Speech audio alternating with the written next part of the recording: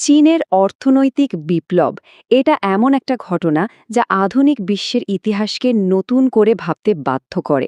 আজ আমরা এই অবিশ্বাস্য উত্থানের গল্পটা দেখব, বুঝব তারা এখন কী ধরনের চ্যালেঞ্জের মুখে পড়েছে আর ভবিষ্যতে তাদের জন্য কী অপেক্ষা করছে।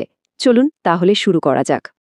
এই যে স্ক্রিনে সংখ্যাটা দেখছেন, ৮০০ মিলিয়ন, ভাবা যায়? এটা কিন্তু শুধু একটা সংখ্যা না। ১৯৮৯ সালে চীনে অর্থনৈতিক সংস্কার শুরু হওয়ার পর থেকে ঠিক এতজন মানুষকে চরম দারিদ্র্যসীমার ওপর তুলে আনা হয়েছে। এই বিশাল সংখ্যাটাই আসলে চোখে আঙ্গুল দিয়ে দেখিয়ে দেয় চীনের এই রূপান্তরটা কতটা অবিশ্বাস্য আর ঐতিহাসিক ছিল।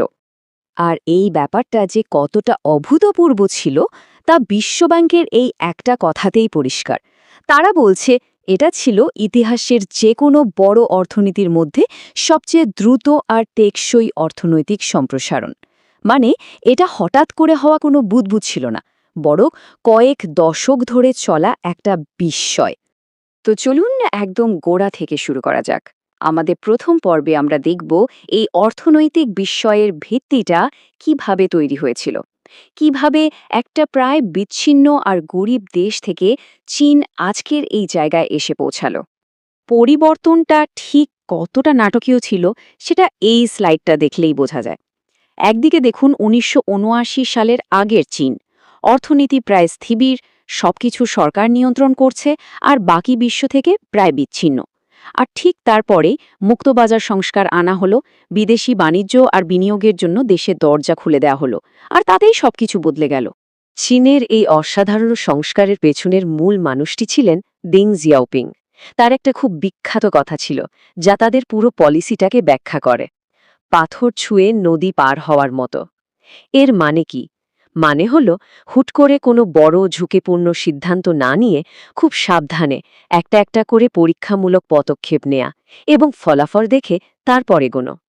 কথায় তো অনেক কিছুই বলা যায়, তাই না? এবার চলুন সংখ্যায় ব্যাপারটা দেখি। এই চারটা দেখলেই সব পরিষ্কার হয়ে যাবে। সংস্কারের আগের ২৫ বছরে যেখানে গড় জিডিপি গ্রোথ ছিল ৬.৭%, সংস্কারের পরে ৪০ বছরে সেটা বেড়ে দাঁড়িয়েছে প্রায় ৯.৫%।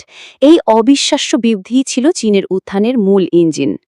তো এই যে বিশাল সাফল্যের গল্প, এটা কি চলতেই থাকবে, নাকি গল্পের মোড় পাল্টানোর সময় এসেছে?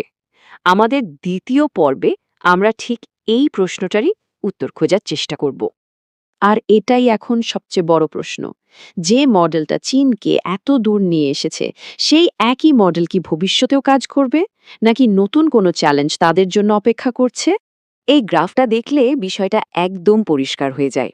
দেখুন, ২০০৭ সালে গ্রোথ ছিল ১৪%-এরও বেশি। সেখান থেকে নামতে নামতে এখন সেটা ৫-৬% এসে ঠেকেছে। চীন সরকার নিজেই এটাকে এখন নিউ নর্মাল বা নতুন বাস্তবতা বলে মেনে নিচ্ছে। এখানেই চলে আসছে একটা বড় ঝুঁকির কথা, যেটাকে অর্থনীতিবিদরা বলেন মিডল ইনকাম ট্র্যাপ। ব্যাপারটা কি? সহজ ভাষায়, একটা দেশ যখন সস্তা শ্রম আর বিনিয়োগের ওপর ভর করে গরিব থেকে মধ্যম আয়ের দেশে পরিণত হয়, এরপর যদি ইনোভেশন বা নতুন প্রযুক্তিতে জোর না দেয়, তাহলে সেখানেই তার গ্রোথ আটকে যায় আর এগোতে পারে না। পুরনো মডেলটা যে আর আগের মতো কাজ করছে না, তার পেছনে অনেকগুলো কারণ আছে। যেমন ধরুন, কোম্পানিগুলোর ওপর ঋণের বোঝা বেড়ে গেছে আকাশ ছোঁয়া। আবার শুধু রাস্তাঘাট আর বিল্ডিং বানিয়ে তো আর অর্থনীতি চালানো যায় না। তার সাথে যুক্ত হয়েছে আয় বৈষম্য আর ভয়াবহ পরিবেশ দূষণের মতো জটিল সমস্যা। এই সবকিছু মিলেই পুরনো মডেলটাকে চাপের মুখে ফেলে দিয়েছে। তাহলে এই সব চ্যালেঞ্জ মোকাবিলা করার জন্য চীন কি করছে? তারা কি হাল ছেড়ে দিয়েছে? একদমই না। বরং তারা একটা বিশাল এবং অত্যন্ত উচ্চাভিলাষী পদক্ষেপ নিয়েছে। চলুন তৃতীয় পর্বে সেটাই দেখি। এই নতুন পথের দিশারি হল মেড ইন চায়না 2025 নামের এই মহা পরিকল্পনা। এটা শুধু কোনো পলিসি না, এটা একটা বিশাল লক্ষ্য। লক্ষ্যটা হল চীনকে আর বিশ্বের কারখানা হিসেবে নয়, বরং টেকনোলজি লিডার হিসেবে প্রতিষ্ঠা করা। আর তাদের টার্গেট করা সেক্টরগুলো দেখুন: next generation IT, high end robotics, মহাকাশ গবেষণা, নতুন শক্তির যানবাহন, বায়োফার্মাসিউটিক্যালস। মানে এমন কোনো ফিউচারিস্টিক সেক্টর নেই যেখানে তারা বিশ্বসেরা হতে চায় না। তাদের লক্ষ্যটা পরিষ্কার: ভবিষ্যতের অর্থনীতিকে নেতৃত্ব দেয়া।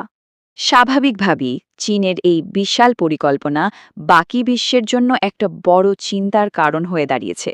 যেমন আমেরিকার বাণিজ্য প্রতিনিধি রবার্ট লাইটআইজারের এই কথাটা শুনলেই বোঝা যায় তিনি এটাকে শুধু আমেরিকার জন্য নয় বরং ইউরোপ, জাপান সহ পুরো গ্লোবাল ট্রেডিং সিস্টেমের জন্যই একটা অত্যন্ত গুরুত্বপূর্ণ চ্যালেঞ্জ হিসেবে দেখছেন। চীনের এই যে অভ্যন্তরীণ পরিবর্তন, এর প্রভাব কিন্তু শুধু চীনের মধ্যেই সীমাবদ্ধ নেই। এটা পুরো বিশ্বের ক্ষমতার সমীকরণকেই নতুন করে সাজাচ্ছে। আমাদের শেষ পর্বে আমরা এই বৈশ্বিক প্রভাবটাই বোঝার চেষ্টা করব। তো চলুন ফাস্ট ফরওয়ার্ড করে আজকের পৃথিবীতে আসা যাক। চীনের এই অর্থনৈতিক উত্থান কিভাবে আজকের ভূ রাজনৈতিক বাস্তবতাকে তৈরি করেছে এবং বিশ্ব মঞ্চকে নতুন করে সাজিয়ে তুলছে। চীনের অর্থনীতির আসল আকারটা বুঝতে হলে আমাদের একটা টার্ম বুঝতে হবে। সেটা হলো পিপিপি বা পারচেজিং পাওয়ার প্যারিটি। ব্যাপারটা একটু টেকনিক্যাল শোনাতে পারে, কিন্তু আসলে খুবই সহজ। ডলারের এক্সচেঞ্জ রেট দিয়ে মাপার বদলে কোনো দেশে টাকা দিয়ে কি পরিমাণ জিনিস কেনা যায় সেটা দিয়ে অর্থনীতির সাইজ মাপা হয়। আর এটাই কিন্তু আসল চিত্রটা তুলে ধরে। এবারে টেবিলটা দেখুন আর চমকে যাওয়ার জন্য তৈরি হন। সাধারণ জিডিপির হিসাবে আমেরিকা হয়তো এখনও এগিয়ে, কিন্তু পিপিপির হিসাবে চীন কিন্তু ইতোমধ্যেই যুক্তরাষ্ট্রকে ছাড়িয়ে গিয়ে বিশ্বের সবচেয়ে বড় অর্থনীতি হয়ে উঠেছে। এটা বিশ্ব অর্থনীতিতে ক্ষমতার পরিবর্তনের একটা বিশাল সংকেত। আর এই পরিবর্তনের কারণেই বিশেষজ্ঞরা এখনকার বিশ্বকে বলছেন লিমিটেড মাল্টিপোলারিটি। এর মানে কি? মানে হলো আমেরিকা এখনও হয়তো সবচেয়ে শক্তিশালী, কিন্তু সে একা যা খুশি তাই করতে পারে না। চীন, রাশিয়া, ভারতের মতো শক্তিগুলো এখন বিশ্বজুড়ে সিদ্ধান্ত গ্রহণের প্রক্রিয়াকে প্রভাবিত করছে। এক কথায় একচেটিয়া ক্ষমতার দিন শেষ। এই নতুন পৃথিবীর চরিত্রটা কেমন হবে? একটি বিশ্লেষণে বলা হয়েছে এটা হবে আরও খণ্ডিত, আরও লেনদেন ভিত্তিক এবং কম পূর্বাভাসযোগ্য একটা পৃথিবী। মানে এখানে স্থায়ী বন্ধু বা শত্রুর চেয়েও বেশি গুরুত্বপূর্ণ হবে ক্ষণস্থায়ী স্বার্থের সম্পর্ক, আর ভবিষ্যৎ হবে অনেক বেশি আনপ্রেডিক্টেবল। এক কথায় বলতে গেলে আমরা একটা অস্বস্তিকর মধ্যবর্তী পর্যায়ে আছি। মানে পুরনো নিয়মগুলো ভাঙছে, কিন্তু নতুন কোনো স্থিতিশীল ব্যবস্থা এখনো পুরোপুরি তৈরি হয়নি। আমরা ঠিক ইতিহাসের এক সন্ধিক্ষণে দাঁড়িয়ে আছি। তাহলে সবশেষে প্রশ্নটা এটাই দাঁড়ায়, চীন যখন তার ইতিহাসের পরের পাতাটা লিখছে, তখন পুরো বিশ্বের ক্ষমতার গল্পটাই বা কিভাবে নতুন করে লেখা হবে? এর উত্তরটা কিন্তু এখনও আমাদের জানা নেই, আর গোটা বিশ্ব সেই উত্তরের অপেক্ষায় আছে।